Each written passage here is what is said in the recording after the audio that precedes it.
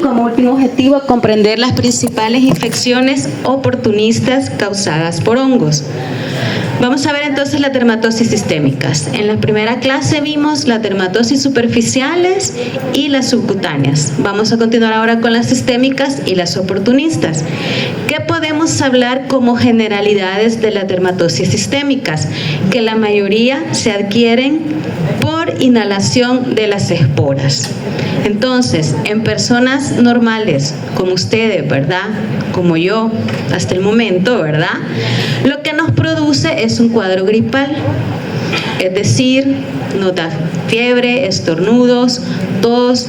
Muchas veces los confundimos con un cuadro viral o bacteriano, ¿verdad? Pero muchos de ellos son producidos por hongos.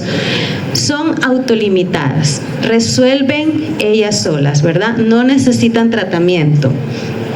Pero sí pueden ser más graves cuando hay compromiso del sistema inmune, ya que el sistema respiratorio pueden acceder a la circulación y diseminarse en todo el organismo, y entonces nos van a dar las formas diseminadas. Entonces vamos a tener los dos tipos, ¿verdad? Cuadro gripal, que es la mayoría de los pacientes que lo van a presentar, quizás en un 90%, y las formas diseminadas, que ya son más pocas, ¿verdad? Las personas que las padecen. Los microorganismos que producen las dermatosis sistémicas son hongos dimórficos. Si se recuerdan, el lunes, ¿verdad? Veíamos que los hongos dimórficos son aquellos que tienen ambas fases, que crecen en forma de micelio a temperatura ambiente y en forma de levaduras en el cuerpo humano, es decir, a 37 grados centígrados. Y veíamos en la primera clase el ejemplo de Sporopteris schenckii. Vamos a ver tres principales ahora, ¿verdad? La blastomicosis, la coccidioidomicosis y la histoplasmosis. La blastomicosis es producida por Blastomyces dermatitides. Este hongo habita en la tierra, en el suelo con material orgánico húmedo y ácido que está en descomposición. Se asocia más a las zonas de Oriente Medio, África y la India, pero también, ¿verdad?, en centro y sudeste de Estados Unidos, Canadá y México. Y lo vamos a ver sobre todo en el suelo con excremento de animales. El microorganismo es una levadura redonda, más o menos de 5 a 15 micras. Básicamente es una levadura grande. Se divide mediante gemación, pueden ver ustedes acá, con una base amplia y posee una pared gruesa de doble contorno con los núcleos visibles. Esta es la fotografía del libro, ¿verdad? Pero acá ya tenemos cortes a gran aumento de una biopsia. Ustedes pueden ver el hongo, pues prácticamente es una estructura grande. Estos que están acá son polimorfonucleares. Si comparamos el tamaño, pues vemos que sí, ¿verdad? El tamaño del hongo sobresale con respecto a los polimorfonucleares. Se considera una enfermedad ocupacional en personas que trabajan en el suelo. La transmisión es por medio de la inhalación de esporas. En este caso se van a llamar blastoesporas por el nombre del hongo. Y vamos a tener tres formas clínicas: la blastomicosis pulmonar, la blastomicosis diseminada y una forma cutánea que es poco frecuente y es consecuencia de la de la inoculación de los hongos en la piel. Vamos a comenzar con la blastomicosis pulmonar. Este va a causar un cuadro de neumonitis aguda, que significa inflamación, ¿verdad?, del parénquima pulmonar, y los síntomas van a ser como un cuadro de gripe o influenza. Va a haber fiebre, tos, dolor torácico, no requiere tratamiento y ella sola resuelve. Pero, ¿verdad?, en personas que presentan una baja en su sistema inmune puede persistir, puede evolucionar a una lesión crónica. Ya estamos viendo en los laboratorios, ¿verdad?, la inflamación crónica, que es cuando el organismo no logra librarse del patógeno, o puede diseminarse. En esta radiografía, por ejemplo, vamos a tener los pulmones, están infectados por Blastomyces. Ustedes ven estos infiltrados densos bilaterales. Generalmente en las infecciones por hongos, generalmente, no siempre, ¿verdad?, los campos superiores quedan libres de lesión, pero no siempre. Eso nos ayuda un poco a diferenciarlas. Luego tenemos la forma diseminada. De los pulmones, las esporas pueden pasar a la circulación e irse al resto de órganos, con frecuencia a la piel, pero puede irse hígado, vaso, huesos, médula ósea y cualquier órgano. La forma cutánea primaria es poco frecuente. Es consecuencia de la inoculación directa de los hongos en la piel. Las lesiones son variadas, es decir, no hay una lesión única característica, ¿verdad? Prácticamente vemos que todos los tipos de lesiones que pueden presentarse a nivel de la piel pueden ser solitarias, como en este caso, pueden ser múltiples, pueden ser pápulas, que son nódulos, ¿verdad? Nódulos sólidos, pústulas, que son nódulos con pus parecidos a las espinillas, abscesos, que ya son pústulas más grandes, podemos tener ampollas, úlceras, como en este caso estamos viendo una úlcera, aquí una pápula, y lesiones verrucosas, como estamos viendo en esta imagen. Es decir, ¿verdad? No hay una lesión única que lo caracteriza.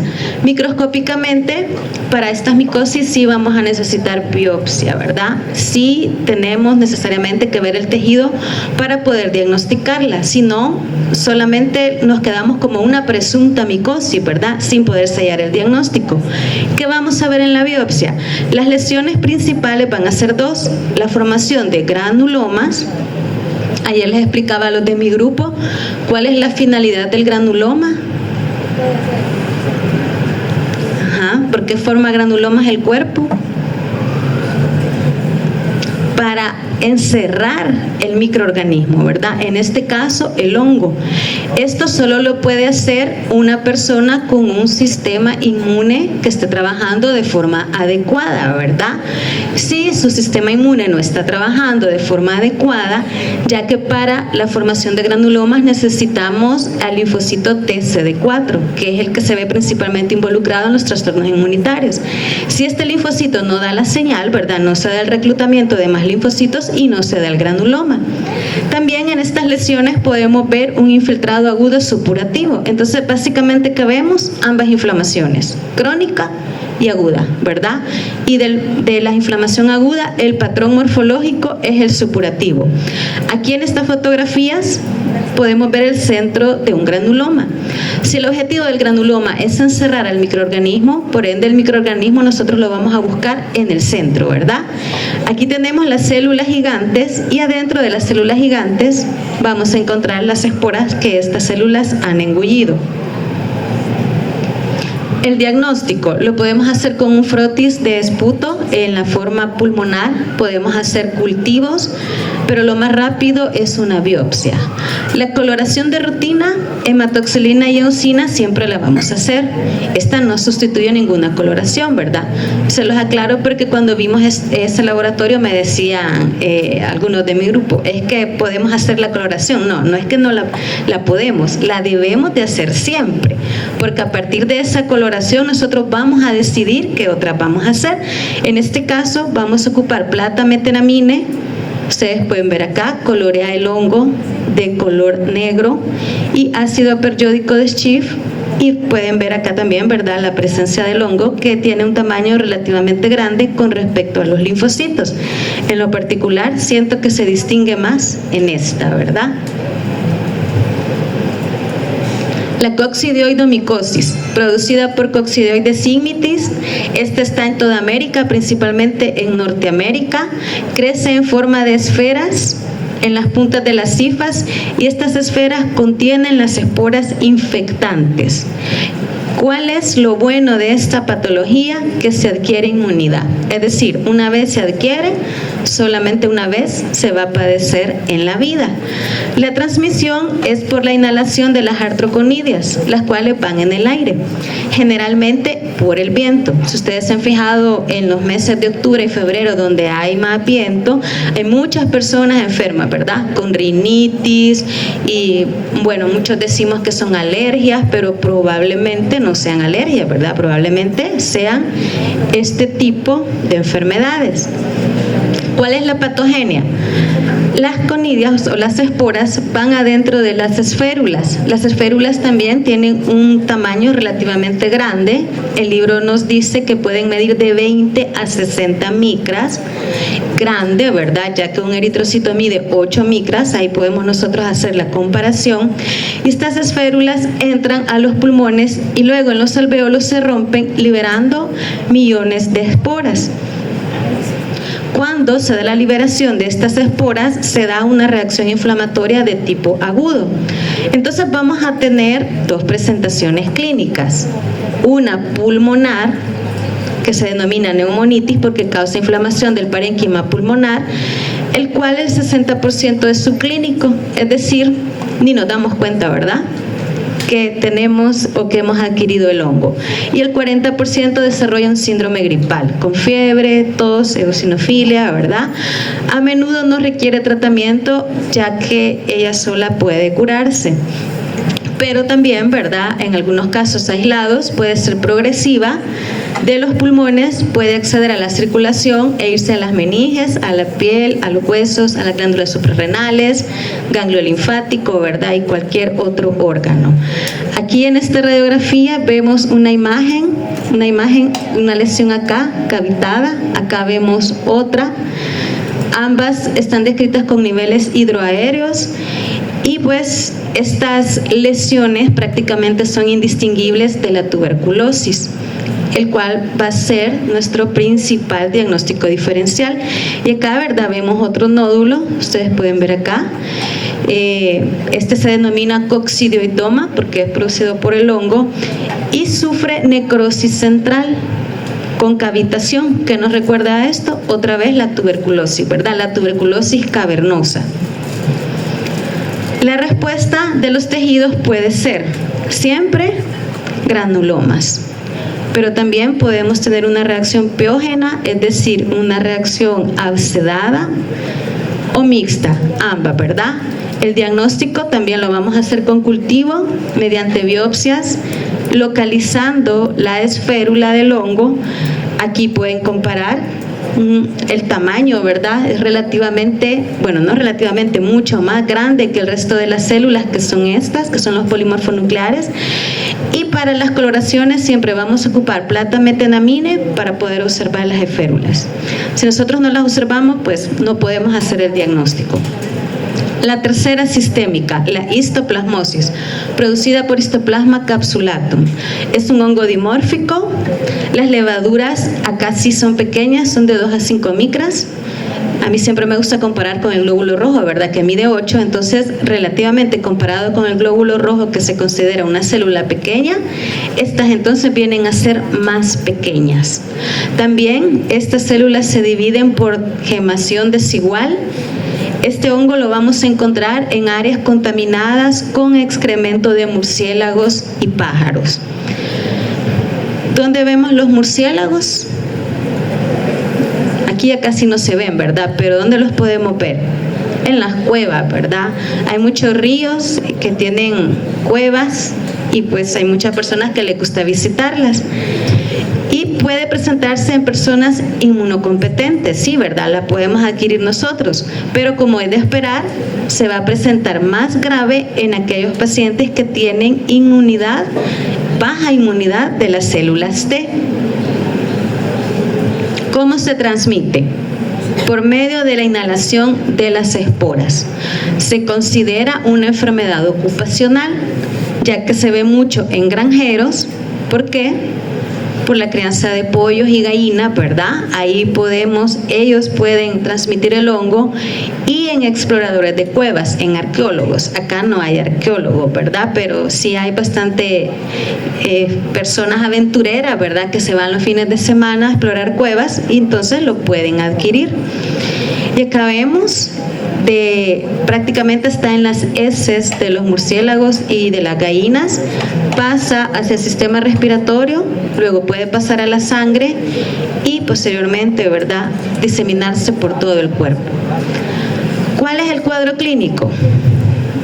igual, como las que hemos estado viendo, el 95% son asintomáticos. Podemos ser solo portadores y resolverse por sí solas, pero podemos tener también una enfermedad pulmonar, una diseminación a localizaciones extrapulmonares o una enfermedad diseminada. Cuando afecta el pulmón, puede presentarse de dos formas. Una primaria autolimitada y a menudo latente, que puede dar lugar a lesiones numulares en el tórax y con síntomas gripales, que igual va a resolver sola. O una secundaria progresiva crónica, que se va a localizar en los vértices pulmonares, provocando tos, fiebre y sudores nocturnos. Estos sudores nocturnos, principalmente, ¿qué patología nos recuerda? La tuberculosis, ¿verdad? Entonces, otra que se suma a un diagnóstico diferencial con la tuberculosis. ¿Cuáles son las características microscópicas? En las personas que por lo demás están sanas, ¿verdad?, siempre vamos a tener la reacción granulomatosa. Estos granulomas se pueden volver necróticos y pueden confluir para formar zonas de consolidación pulmonar. Cuando la persona ya está en tratamiento, estos granulomas pueden evolucionar a fibrosis y calcificación concéntrica con la resolución espontánea. Para distinguir esta enfermedad de la tuberculosis, la sarcoidosis y la coccidioidomicosis, nosotros necesitamos distinguir las levaduras. Ya hemos estado viendo, ¿verdad?, las diferentes características. Plastomices son levaduras de cuello ancho, ¿verdad? Casi siempre las vamos a encontrar de 2 en 2. Coccidioides es una esfera grande, ¿verdad?, más de 80 micras. Histoplasma son pequeños puntitos, mucho más chiquitos que los glóbulos rojos, de 3 a 5 micras. Entonces, cuando lo vemos al microscopio, pues nos sugiere, ¿verdad?, el microorganismo. Y acá tenemos las lesiones que produce a nivel pulmonar. En los pacientes inmunodeprimidos, como ellos no pueden hacer granulomas, el hongo penetra y no es encapsulado. Entonces pasa a la circulación y luego pasa a todos los órganos. Así que en los pacientes inmunodeprimidos no esperemos ver granulomas, porque ellos no los van a formar. ¿Y cómo es que nosotros vamos a distinguir el hongo? En ese caso buscamos los macrófagos, aquí tenemos uno, y ven estos puntos que están adentro, es el hongo. Entonces, este hongo sí es relativamente bien pequeño. Aquí tenemos el glóbulo rojo que mide 8 micras y el hongo se considera que mide de 2 a 5 micras. El diagnóstico: se pueden hacer pruebas serológicas para anticuerpos y antígenos del hongo, un cultivo, y lo que nosotros hacemos es la identificación por medio de biopsia. Vamos a observar, como les expliqué anteriormente, adentro de los macrófagos los microorganismos. Aquí se distinguen, miren. Y la coloración, pues nos podemos ayudar de un PAS, que es la primera, y de la plata siempre. Acá, ¿verdad?, los podemos ver, son estos acúmulos negros que vemos acá. En un acercamiento los podemos distinguir las esporas. La mayoría se adquiere por espora, ¿verdad? Resumen, ya de todas las diseminadas o sistémicas, ¿verdad? Las 3 que hemos visto se adquieren por inhalación de esporas. Tienen 2 afectaciones, pulmonar y diseminada. En la pulmonar producen cuadros gripales y autolimitados. Esto es un resumen, ¿verdad? La lesión histológica de todas, si se pudieron fijar, son granulomas, indistinguibles de la tuberculosis en personas normales. Y también muchas tienen reacciones inflamatorias supuradas, pueden presentar ambas. Los diagnósticos de todas las que hemos visto es por cultivo, por biopsia, con coloración de ácido periódico de Schiff y plata metenamina. Ahí tienen el cuadro resumen, ¿verdad? De ahí solo les toca aprenderse la forma de cada hongo, porque esas sí no son iguales en todas. Ahora vamos con las dermatosis oportunistas. ¿Tienen preguntas hasta acá de las sistémicas? ¿No? Bueno, pasamos a las oportunistas. Como su palabra lo dice, estos hongos no presentan enfermedades en personas sanas, ¿verdad? Es más, la mayoría forma parte de la flora normal. Lo vamos a observar solo en situaciones en las que hay compromiso de la inmunidad del huésped. Van en aumento, sí, por el VIH y porque cada día la medicina avanza, ¿verdad? Y se están haciendo más trasplantes aquí en el país. Pero también la desnutrición, el alcoholismo, el cáncer sobre todo, las quimioterapias, ¿verdad? Baja el sistema inmune, diabetes mellitus, leucemia, pues, y otras enfermedades. También factores de riesgo es en pacientes portadores de dispositivos protésicos y catéteres vasculares. ¿Por qué? Porque el hongo, la mayoría de estos hongos forman parte de la flora de la piel. Si nosotros rompemos la barrera cutánea, fácilmente les estamos dando entrada hacia el torrente sanguíneo. Y como ya les había dicho, ¿verdad? A diferencia de las sistémicas, estos hongos son parte de la flora normal. Por lo tanto, no están limitados a regiones geográficas. Pueden darse en cualquier parte del mundo. De ellas vamos a ver Cándida, Cryptococcus, Mucor, Pneumocystis y Aspergillosis. La candidiasis. Candida albicans es el patógeno fúngico de mayor prevalencia en humanos. La mayoría, ¿verdad?, de lesiones micóticas que nosotros tenemos, incluso en bebés, son por cándida. Se han distinguido más de 200 especies de cándida, pero solo de unas 15 a 20 se detectan con frecuencia en los humanos. Las más comunes son Candida albicans, Glavatra, tropicalis, Paraciosis y Candida cruzei. Son habitantes normales de las superficies mucocutáneas del cuerpo. La cándida está en la boca, está en la vagina, en el tracto digestivo, en la piel normal, está en el suelo, ¿verdad?, en el ambiente hospitalario y en algunas comidas. Es decir, la cándida está en todos lados. Es silvestre ya, ¿verdad? Entonces la transmisión puede ser endógena. ¿Qué quiere decir? Que nosotros mismos nos autocontaminemos, ¿verdad? ¿Cómo? Que la cándida de la boca, por una abrasión en la piel, nosotros podamos transmitirla, ¿verdad?, hacia el torrente sanguíneo. Y también de persona a persona. De estas 15 a 20 especies que se detectan, probablemente su compañero tiene una especie, yo tengo otra, ¿verdad? Se prestan los vasos, las pajillas, entonces ahí se están pasando las cándidas de diferentes especies.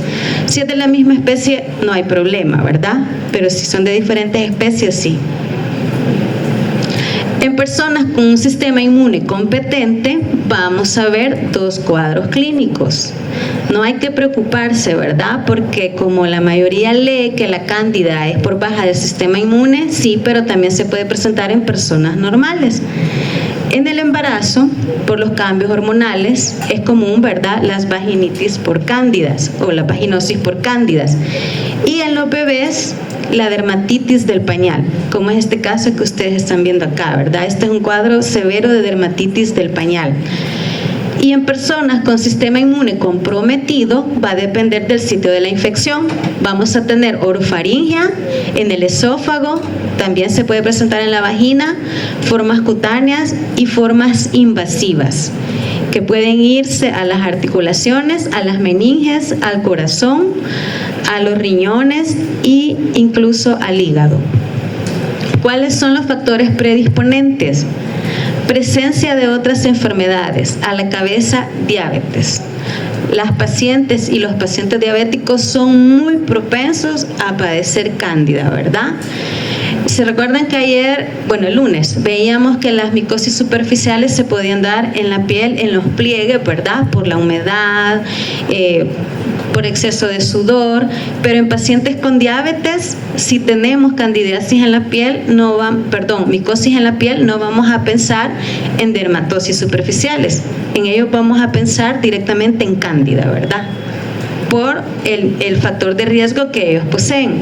También en pacientes con daño a las superficies mucosas, como catéteres o sondas, pacientes con diálisis peritoneal, con uso de esteroides y antibióticos y con depresión del sistema inmune. En el caso de cándida, es la neutropenia la que nos va a afectar más que la baja de linfocitos. Es decir, no es propia de pacientes VIH, sino que de pacientes con baja en los neutrófilos. La orofaringia. Lo característico de la cándida es que se encuentre donde se encuentre, siempre vamos a tener la presencia de parches o membranas blanquecinas, como pueden ver ustedes acá. El libro, ¿con qué lo compara? No sé si ya lo leyeron. Con requesón, ¿verdad? La patología, si ustedes se han fijado, muchas de las lesiones siempre las está comparando con comida. Entonces, en este caso, el libro dice con una secreción parecida al requesón. En la vagina, igual, ¿verdad? En ginecología, ustedes van a ver los diferentes tipos de secreciones vaginales, pero la secreción blanquecina con aspecto de requesón, de igual forma, está asociada a cándida. También en pacientes que tienen antibiótico-terapia de forma crónica. ¿Por qué? Porque la flora normal se ve afectada, entonces cándida toma mayor protagonismo y causa infección a nivel vaginal. Gastrointestinal, frecuente en personas inmunocomprometidas y sometidas a procedimientos quirúrgicos prolongados, personas con sondas nasogástricas. De igual forma, ¿verdad? En la endoscopía vamos a observar el esófago con las lesiones blanquecinas a lo largo de todo el trayecto del esófago y de los órganos que estén afectados. Microscópicamente, vamos a ver inflamación aguda y crónica con microabscesos, podemos ver también granulomas en etapas tardías y reacciones tipo IDES. ¿Saben cuáles son esas reacciones? IDES a distancia. Tenemos la lesión principal, por ejemplo, en la cándida o por pañal, en la pañalitis. Vemos a los bebés con toda el área, ¿verdad?, eritematosa, pero a veces en el abdomen o en el tórax les vemos que nos parecen picadas, ¿verdad? Y no, muchas veces no son picadas, no, que son estas reacciones que la cándida produce a distancia. Y esa es una forma como nos ayuda también a hacer el diagnóstico. El diagnóstico lo vamos a hacer por medio de una biopsia. Siempre vamos a utilizar PAS y plata-metenamine. ¿Qué es lo característico? ¿Qué forma pseudohifas? Que se los expliqué el lunes, ¿verdad? Se está dividiendo por gemación, pero nunca logran separarse del todo. Entonces, esto nos va formando estas ramificaciones que se asemejan a las hifas, sin ser hifa verdadera, ¿verdad? Porque la cándida es una levadura. Criptococosis. El microorganismo Cryptococcus neoformans crece en forma de levaduras encapsuladas. Se reproduce de igual forma por medio de gemación. Lo podemos ver acá. Lo característico es la cápsula que tiene. Esta gruesa cápsula de polisacáridos es su principal mecanismo de virulencia. Esto evita la fagocitosis y la producción de fosfolipasas por parte de esta cápsula le permite la invasión tisular. ¿Dónde se encuentra este hongo? En las heces de palomas. Cuando nosotros estudiábamos en el Rosales teníamos una invasión por paloma, pero no sé si ahorita. Los pacientes comiendo, bueno, algunos ni comer podían, pero 5 palomas encima, ¿verdad?, del plato. Entonces se desató una epidemia de criptococos, porque sobre todo pues eran pacientes inmunodeprimidos, ¿verdad? De ahí pues que se pusieron muchos rótulos donde se decía que se le prohibía dar comida para que no siguieran llegando, porque más llegaban, ¿verdad?, más comida y más llegaban. Las esporas se adquieren por inhalación. La presentación clínica, asintomático en personas inmunocompetentes. Las personas normales las podemos adquirir y ni cuenta nos damos, ¿verdad? Pero cuando hay baja del sistema inmune podemos tener 2 formas clínicas. Una infección pulmonar menor, que es la más común debido al sitio de entrada del organismo, y la diseminada. Pero en la diseminada, el órgano que se afecta con mayor frecuencia es el sistema nervioso central, produciendo meningitis y afectando la sustancia gris y los ganglios basales. ¿Cuáles son los factores de riesgo? Pacientes con VIH, pacientes con leucemia, con linfoma, con lupus eritematoso sistémico, con sarcoidosis y pacientes trasplantados. ¿Cómo lo vamos a ver al microscopio? Como el órgano principal en las formas diseminadas es el cerebro, lo vamos a buscar, ¿verdad?, en el cerebro. Esta es una fotografía, este es un vaso sanguíneo, acá tenemos los cortes de las dendritas, no vemos cuerpos axonales, y si ustedes ven, acá se ha formado un espacio. ¿Cómo se llama este espacio? De Virchow-Robbins. Este creo que lo tuvimos que haber visto ¿en qué laboratorio? Cuando vimos edema, ahí tuvimos que haber visto este signo, ¿verdad? El espacio de Virchow-Robbins que nos está indicando edema cerebral. Pero en este caso, este espacio, aparte de que nos está indicando edema, ahí vamos a ver los hongos que van a estar ocupando ese espacio. Y eso es lo característico, ¿verdad?, de este microorganismo. Estas también, ¿verdad?, todo este conjunto de lesión puede producir una masa gelatinosa en el cerebro que se conoce como pompas de jabón.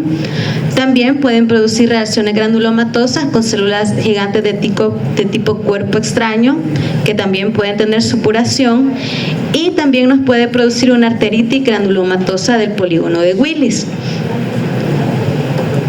El diagnóstico lo vamos a hacer con un frotis de líquido cefalorraquídeo, ahí vamos a buscar el hongo, ¿verdad?, y con biopsia cerebral, buscando el hongo en el espacio de Virchow-Robbins. Y acá tenemos una citología, pueden ver el hongo, y lo característico, esta cápsula gruesa, que es lo que lo rodea, ¿verdad?, y es lo característico de este hongo. A diferencia de las micosis anteriores que usábamos PAS y plata-metenamine, que vamos a usar con este hongo, musicarmín. Este no va a colorear para las otras dos. Este solamente va a colorear de forma característica para el musicarmín, y acá lo tenemos. En el PAS, ¿verdad?, prácticamente colorea el centro, pero no nos colorea la cápsula.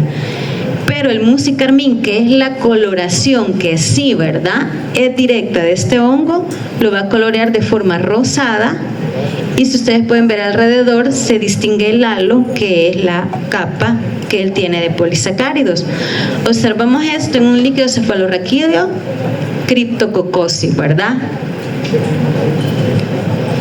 Aspergilosis. Aspergilosis, todos los que hemos visto han sido levaduras. Ahora vamos a ver los mohos. Los mohos son los que crecen generalmente en el ambiente. Aspergilosis, producido por Aspergillus fumigatus, es la especie más importante de este género, porque hay más. Todos los días lo inhalamos en el ambiente, todos los días, ¿verdad? En el maíz, en el maní, en la semilla de algodón, en los frutos secos. Pero ¿cuál es el problema de este hongo? Produce una toxina, aflatoxina, que es un riesgo para producir cáncer hepático. Entonces, cuidadito, ¿verdad?, con ingerir manís que parecen que tuvieran hongos, porque si parecen es porque lo tienen. Entonces, no es en sí, ¿verdad?, que estamos ingiriendo el hongo, sino que es por la aflatoxina, que al final de estos procesos agudos y crónicos que producen el hígado va a desencadenar en un hepatocarcinoma. La transmisión es por vía aérea en forma de conidios. Siempre la entrada principal va a ser el pulmón. El pequeño tamaño de las esporas, muy parecidas a las de histoplasma, entre 2 y 3 micras, les permite alcanzar rápidamente los alveolos. Entre más pequeño es una partícula, más rápido llega a los alveolos pulmonares. ¿Cuáles son los cuadros clínicos? Podemos tener en personas sanas una especie de tipo alergia, que se conoce como aspergilosis broncopulmonar, que está asociada a una hipersensibilidad de tipo 1 por la colonización que hacen los hongos en la mucosa bronquial, y es frecuente en pacientes con asma. También podemos tener aspergilosis colonizadora, que ya se la voy a explicar en la próxima diapositiva, y en los inmunodeprimidos podemos tener cuadros de sinusitis grave, neumonía y enfermedades invasivas. ¿Cuál es la aspergilosis colonizadora? Es cuando el hongo crece en las vías respiratorias que previamente ya están siendo afectadas por otro tipo de patologías, principalmente aquellas patologías que forman cavitaciones como la tuberculosis. Entonces, estas cavidades son las que el hongo va a ir y va a poblar. En algunos libros todavía lo mencionan esto como pulmón del cervecero, pero no es, ¿verdad?, porque se asocia a que la persona toman muchas cervezas, sino que antes la cerveza se guardaba en barriles donde la parte superior les daban como cierta ventilación para la fermentación, y entonces en esa parte superior, en esos huecos, crecía el hongo. Entonces era bien común encontrarlo antes en las cervezas. Hoy ya no, ¿verdad? Hoy ya se tienen más cuidados, más higiene sanitaria, y pues la mayoría de cerveza está libre, al menos de este hongo, porque levadura sí tiene, ¿verdad? Microscópicamente lo vamos a ver como masas proliferantes que forman bolas de hongos de un color tono parduzco. Las reacciones inflamatorias pueden ser de dos tipos: débiles, es decir, pasan desapercibidas, o inflamaciones crónicas con fibrosis asociada. Las personas con aspergilomas, es decir, con las cavidades pulmonares, suelen presentar hemoptisis recurrente, muy asociado, ¿verdad?, a la tuberculosis. Las especies, de Aspergillus, como los estamos viendo, forman estos cuerpos fructificantes en las puntas de las hifas, y estos son las esporas que van a ir a invadir a los tejidos y que van a dispersarse por la vía aérea. La aspergilosis invasiva la vamos a ver en pacientes inmunodeprimidos, en pacientes con uso de corticosteroides y principalmente en pacientes con neutropenia. ¿Por qué? Porque los neutrófilos producen compuestos reactivos del oxígeno que matan las hifas. Si el paciente tiene baja los neutrófilos, entonces no va a ser capaz de poder destruir al hongo. Tenemos, ¿verdad?, estas lesiones de la aspergilosis invasiva que se llaman lesiones en diana. Si ustedes ven acá, dan esta sensación, ¿verdad?, como que van en círculo. Esta es la lesión histológica principal del Aspergillus. Y acá pues tenemos un cuadro de una neumonía necrotizante, que es también, ¿verdad?, una de las manifestaciones y de las lesiones histológicas que vamos a ver de este hongo. El diagnóstico lo vamos a hacer por biopsia. Siempre vamos a ocupar las coloraciones de rutina, hematoxilina, eosina, y nos vamos a auxiliar con un PAS y con plata-metenamina. Aquí tenemos otra vez las dos coloraciones. Si ustedes ven el PAS, sí se distinguen, ¿verdad?, como estas formas fantasmagóricas, le llamo yo, porque hay que imaginárselas un poco. Pero si ustedes ven la plata, ahí sí no hay lugar a duda, ¿verdad? Entonces, por eso yo siempre les recomiendo más usar la plata. Igual acá tenemos un acercamiento con plata-metenamine y podemos ver hifas, y la característica de estas hifas es que son septadas. ¿Ven estos surcos de formas transversas que están ahí? Esos son los septos. ¿Es importante reconocerlos? Sí, porque después vamos a ver otros hongos que no tienen estos septos, y ahí es donde nosotros vamos a auxiliarnos para hacer el diagnóstico diferencial. Y aquí vemos una célula gigante. ¿A dónde tiene los núcleos? En la periferia, ¿verdad? Entonces, ¿es de tipo cuerpo extraño o de tipo inmunitario? Cuerpo extraño. Ayer lo veíamos también en el laboratorio, ¿verdad? Igual acá, miren, hay otra célula gigante y aquí se han colorado los núcleos en la periferia. Pneumocystis. Pneumocystis jirovecii es un hongo de tipo levadura que causa infecciones pulmonares en pacientes en la etapa SIDA, ya no VIH, ¿verdad?, en la etapa SIDA. Pocas veces causa enfermedad en personas sanas. La mayoría de las personas se infecta de forma transitoria en una etapa temprana de la vida, con una eliminación eficaz del organismo. Pero hay personas que se infectan, viven con el hongo y nunca logran, ¿verdad?, deshacerse de él, y estas personas pueden actuar como reservorios. Personas sanas, ¿verdad?, pero que son reservorios para el hongo. Antes este hongo fue clasificado como un parásito protozoario, ¿verdad?, pero pues hoy ya está en la clasificación de hongos. En su cuadro clínico, como la transmisión es aérea, vamos a tener la presencia de una neumonía bilateral con fiebre, dolor y dificultad respiratoria. Y acá tenemos una radiografía, ¿verdad?, donde vamos a observar los infiltrados. Acá menciona pues que la característica es en vidrio deslustrado, y esto se va a ver asociado a la infección por hongos. Si ustedes ven, los lóbulos superiores parecen no estar tan afectados, que es lo que les mencionaba al principio, ¿verdad? Generalmente en los hongos los lóbulos superiores generalmente están respetados. El diagnóstico: vamos a ver las características histopatológicas que va a comprender el engrosamiento de los alveolos. Este es un alveolo. Podemos ver el engrosamiento de sus paredes y un líquido precipitado en el centro. Los alveolos normalmente tienen que estar vacíos, ¿verdad? Porque lo que tienen es aire. Pero en esta infección vamos a ver este precipitado y adentro de ese precipitado podemos distinguir el hongo. Acá las coloraciones que vamos a ocupar puede ser un PAS, siempre plata metenamine, pero aquí también podemos hacerlo por medio de Giemsa, otro tipo de coloración, ¿verdad? Giemsa acá nos está indicando los puntitos que ustedes ven acá, que es la presencia del hongo. En este caso, lo preferible, ¿verdad?, es la coloración de Giemsa. Y la última, mucormicosis, causada por hongos también ambientales. Mucor, Rhizopus y Cunimel, siempre me ha costado pronunciarlo, denominada anteriormente cigomicosis. Estos abundan en la naturaleza y no causan daño alguno a individuos competentes. Es el que vemos en el pan, en los vegetales en descomposición y en los árboles, ¿verdad? ¿Quién no ha ido a un bosque y ha abrazado un árbol así? Yo seguido veo fotos, ¿verdad? Ya levantaron la mano por ahí, de que les gusta abrazar los árboles, ¿verdad? A veces creemos que son manchas normales, pero a veces no, ¿verdad? A veces son por hongos. ¿Cuáles son los factores de riesgo? Siempre neutropenia, uso de corticosteroides, diabetes mellitus, pacientes con sobrecarga de hierro y rotura de la barrera cutánea como quemaduras. La transmisión puede ser ingesta, lo que les decía al inicio, quien no se ha comido un pan con hongos, accidental por supuesto, ¿verdad? Porque generalmente empiezan abajo las manchas y no nos damos cuenta. Inhalación de esporas, que es la vía más común, y también exposición cutánea.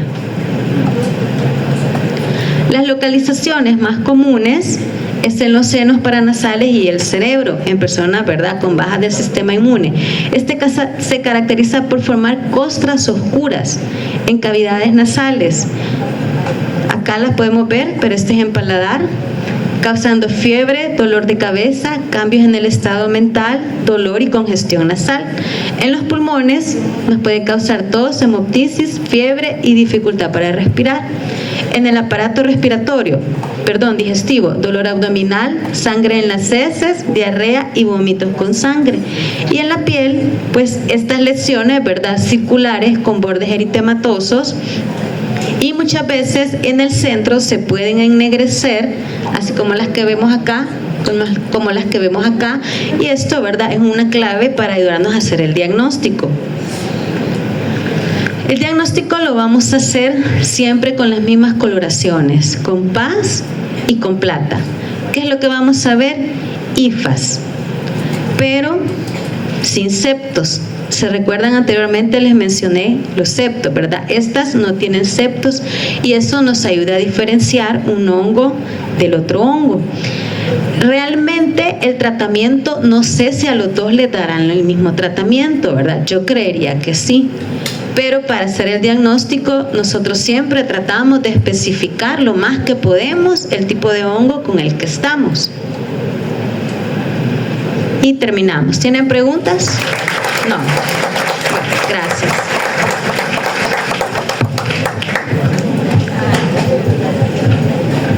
La lista ya la pasaron.